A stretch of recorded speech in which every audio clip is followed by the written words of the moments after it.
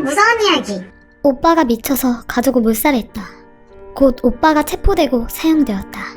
여동생은 다행히도 살아남았지만 사건의 쇼크로 식음을 전폐했다. 아빠도 엄마도 잃었다. 텅 빈 마음으로 무기력한 채로 살아가던 여동생은 어느 날 전쟁이야 만나서 자신의 과거를 점치기로 했다. 왜 오빠가 미쳤을까요? 아니요, 당신의 오빠는 냉정했습니다. 왜 오빠는 가족을 죽인 것일까요? 아니요, 오빠가 죽인 것은 한 명뿐입니다.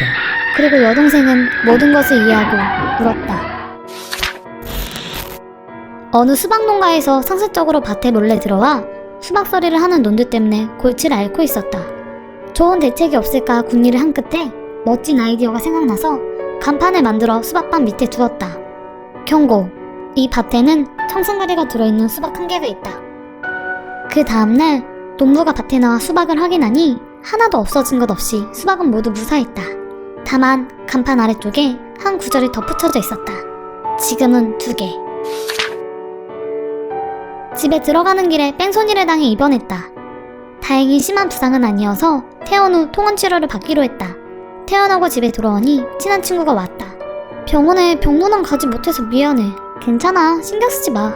범인 얼굴은 봤어? 아니, 갑자기 당해서 못 봤어. 그래? 그렇군. 너도 조심해라. 사고 당하는 거 한순간이더라. 그래, 난 이제 돌아갈게. 다음엔 진짜로 병문안으로 올게. 응, 와줘서 고마워. 대학생 수진이는 새벽에 편의점에서 아르바이트를 한다. 수진이는 평소와 다름없이 알바를 마치고 집에 갈 준비를 했다. 시계를 보니 어느새 새벽 2시를 훌쩍 넘겼다. 수진이는 교대의 다른 알바생 철수가 오기를 기다렸다. 의자에 앉아 졸음을 참고 있던 중 철수에게 카톡이 왔다. 누가 날 따라오고 있는 것 같아. 철수야, 지금 어디야? 나 지금 편의점 근처야.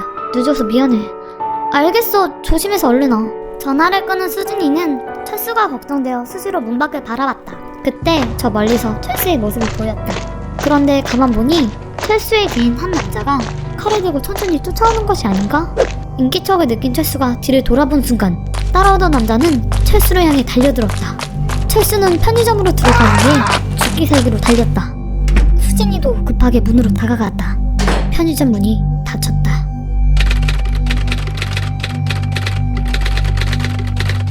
첫 번째 이야기. 사실 미친 것은 여동생입니다. 오빠는 미쳐버린 여동생 대신 죄를 다 뒤집어 쓴 거고요. 또 오빠가 죽여버린 한 사람은 자기 자신입니다. 두 번째 이야기. 누군가 간판을 보고 장난으로 혹은 진짜로 청산가리 수박을 몰래 숨겨놓고 간판에 2개라고 적어놨습니다. 증인은 사실인지 거짓인지 알 수 없기 때문에 모든 수박을 버릴 위기에 놓였네요. 세 번째 이야기. 사실 친구가 뺑소니범입니다. 자신이 범인인 걸 느꼈는지 확인차 온 것이죠. 그래서 다음에 진짜로 병문안 올게 라고 말한 것입니다. 네 번째 이야기. 수진이는 살기 위해 철수가 들어오기 전 편의점 문을 잠가버렸습니다. 굳게 닫힌 편의점 문을 보고 철수는 얼마나 절망스러웠을까요? 오늘의 세트. 이해하면 무서운 이야기. 여자의 마지막 기억은 머리에 강한 충격을 받고 피를 흘리며 집 밖으로 끌려나가 바깥에 주차된 차에 트렁크에 집어넣어진 것이었다.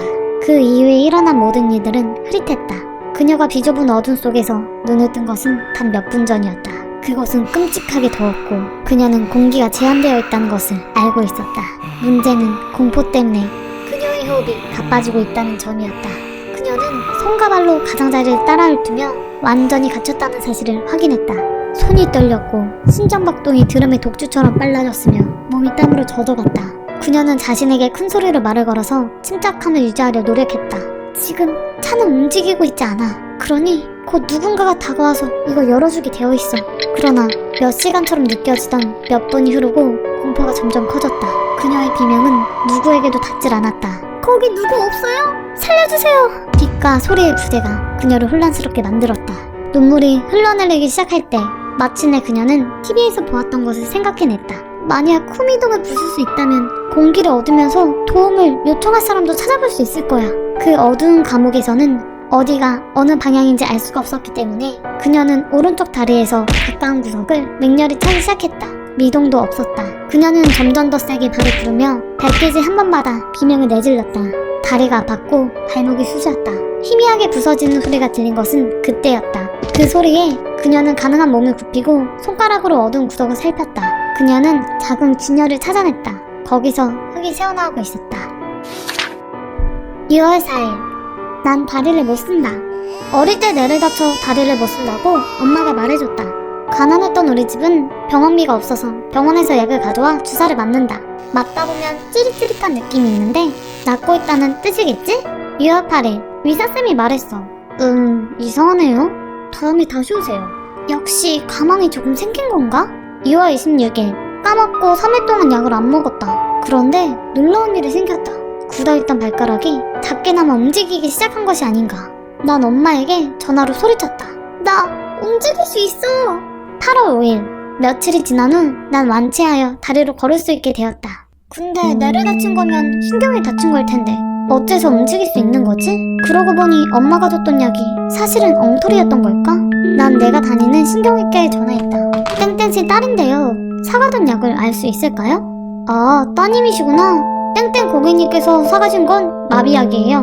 네? 마비약이요? 난 놀랐어. 마취약이라고도 할 수 있겠죠? 시간이 오래 지속되는. 최근에 사간 것도 알 수 있을까요? 잠시만요. 6월 11일. 알라스 약이네요. 큰 개 한 마리가 가야 한다고 말하시던데요. 난 핸드폰을 떨어뜨렸다. 그리고 집에서 뛰쳐나왔다. 비행기가 드디어 출발을 했어요. 그 비행기에는 아저씨, 어린아이, 스님, 아줌마 총 4명이 타고 있었습니다. 갑자기 비행기가 곧 추락할 거라고 경보음이 울렸어요. 하지만 낙하산은 3개밖에 없었죠. 사람들은 가위바위보로 낙하산을 맬 사람을 정하기로 했어요. 바이바이보? 운 좋게도 아저씨가 이겼어요. 아저씨는 낙하산을 착용하고 비행기에서 떨어져 내렸습니다.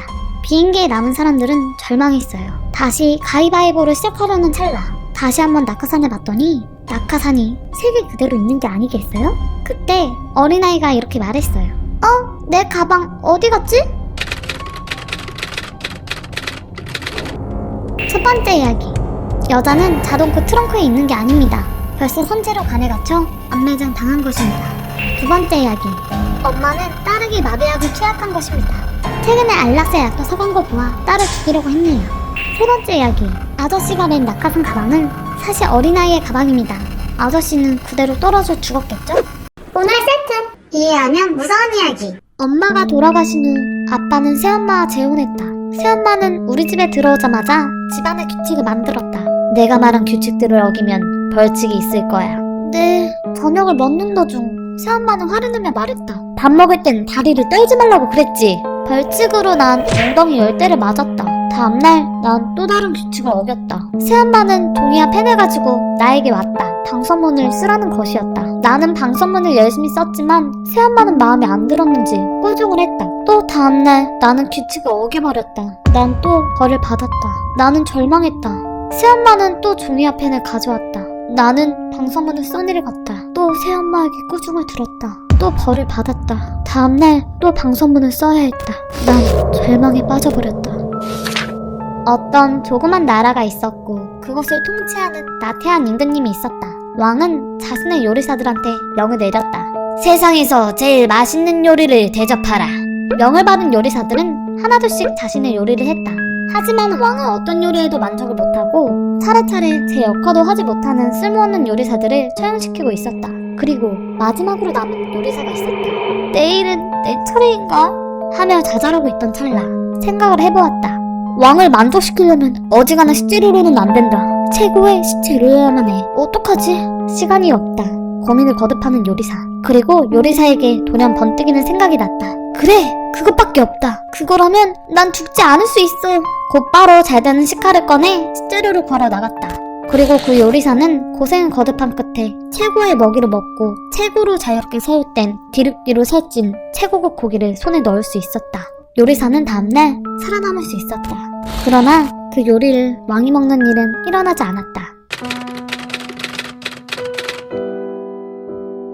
첫 번째 이야기. 새엄마는 첫 번째 벌로 엉덩이 10대 때리기를, 두 번째 벌로 아이의 오른손을 잘라버립니다. 그래서 오른손잡이였던 아이는 왼손으로 글을 쓰느라 글씨를 제대로 쓰지 못했고 세 번째 벌로 왼손마저 잘라버려 이번엔 발로 방선문을 써야 했습니다. 하지만 이제 발까지 잘려버려 방수원문을 못쓰게 되자 아이는 절망에 빠져버린 것입니다. 두 번째 이야기. 사실 고기의 정체는 왕입니다. 요리사가 왕을 죽여 고기로 만든 뒤 요리를 한 것이죠. 오늘 세트 이해하면 무서운 이야기. 나는 오썰항공사의 자랑스러운 스튜어디스. 오늘도 난 비행에 나간다. 그날은 이상하리 마치 기류가 안 좋아 비행기가 많이 흔들렸다. 비행기가 작아 소음과 진동이 매우 컸다. 그래서 대부분의 손님이 불안해하며 놀랐는데 특이하게 전혀 놀라지 않고 평온한 상태를 유지했던 손님이 있었다. 바로 갓난아기. 신혼부부로 보이는 부부의 품 안에 안겨있는 아이는 아주 깊게 잠들었는지 비행기가 흔들려도 깨지 않았다. 그런데 자세히 보니 아이의 안색이 매우 창백했다. 너무 아파 깨어날 기력조차 없는 거구나 난 생각했다. 걱정스러운 마음에 난 담요를 건넸다. 그때 비행기가 다시 한번 흔들렸다. 아기의 발은 힘없이 축 늘어졌다. 아이가 많이 아픈 것 같네요. 열이라도 재볼까요? 부부에게 말을 걸었다. 이상했다. 이마에 어떠한 온기도 느껴지지 않았다. 더욱 무서웠던 건 부부의 눈빛이었다. 나를 쓱 쳐다보곤 아이를 보며 짜잔 짜잔 우리 아가 자장가를 부르기 시작한 것이 아닌가. 그때 비행기가 한 번 더 크게 흔들렸다. 아기가 바닥에 떨어지고 말았다. 슬쩍 보이는 조그만 갓난아기의 배에 실밥자국이 보였다. 어느 마을의 한 납치범이 밤마다 사람을 납치하고 다녀 마을이 떠들썩했다. 다행히 납치범이 밝혀져 재판을 받기로 했다. 기자인 나는 호기심에 그만 납치범과 인터뷰를 하고 말았다. 만약 사형 선고를 받는다면 어떻게 할 것인가요? 아직 사람을 죽이지도 않았고 그 사람의 몸엔 아무런 피해가 없었습니다. 그러므로 사형 선고는 받지 않을 것 같습니다. 그러면 이제 얼마나 사람들을 납치할 건가요? 살인마는 주머니에 모래시계를 꺼냈다. 그리곤 탁자에 모래시계를 올려놓았다. 아마 이 모래시계의 모래가 다 내려올 때까지요. 그 말을 들은 나는 소름이 끼쳐버렸다. 한 커플이 있었다. 데이트를 하던 두 사람은 어느 틈엔가 배가 고파오기 시작했고 그런 여자를 눈치챈 남자가 고깃집에 가자며 여자에게 밥을 쏜다고 하였다. 그렇게 고깃집으로 향한 두 사람. 그런데 막상 도착한 고깃집은 분위기가 어떤지 이상하였다. 고깃집 사람들이 모두 고기에 상추를 싸먹고 있던 것이다. 순간 귀신이 사람들이 하는 것을 무조건 반대로 한다는 이야기를 떠올랐던 남자는 식사를 하기도 전에 여자의 손을 잡고 고깃집을 빠져나왔다. 그런 남자의 행동이 의아했던 여자가 왜 그래? 라고 묻자 남자는 대답했다. 잘 들어. 저기 안에 있는 사람들 모두 귀신이야. 그리고 그 순간 여자가 와 신기하다 라고 하며 손등으로 박수를 치고 있었다. 남편이 한 달 전부터 매일같이 꿈을 꾼다고 토로했다. 한밤중 문득 일어나면 천장에 나랑 같은 사람이 나한테 넌 이제 충분히 살았지? 이제 바꿀 때야 라고 해. 하루 이틀 시간이 지났지만 남편은 매번 같은 꿈에 대한 불안을 토로했고 아내도 슬슬 그런 남편이 걱정되기 시작했다. 그러던 어느 날부터인가 남편은 일어나서도 더 이상 그 이상한 꿈에 대한 이야기를 하지 않았다. 그것이 다행스러우면서도 위했던 아내가 한 번은 남편에게 오늘은 그 꿈 안 꿨어? 라고 물으니 남편은 이렇게 말했다. 무슨 꿈? 첫 번째 이야기. 신혼부부처럼 보이는 두 사람은 사실 부부가 아니라 마약범입니다. 마약을 운반하기 위해 아기를 죽였고 아기 뱃속에 마약을 몰래 숨겨왔던 것입니다. 두 번째 이야기. 모래시계를 세우면 모래가 내려오지만 모래시계를 가로로 놓으면 모래는 제자리에 가만히 있습니다. 가로로 놓은 모래시계의 모래는 내려올 수 없기 때문에 평생 납치를 할 거라는 대답으로 해석이 됩니다. 세 번째 이야기. 귀신은 사람의 행동들을 모두 반대로 한다고 했습니다. 손등으로 박수를 친 여친도 사지는 귀신이란 소리겠죠? 네 번째 이야기. 남편은 결국 꿈속에 나와 바뀌어버린 것입니다.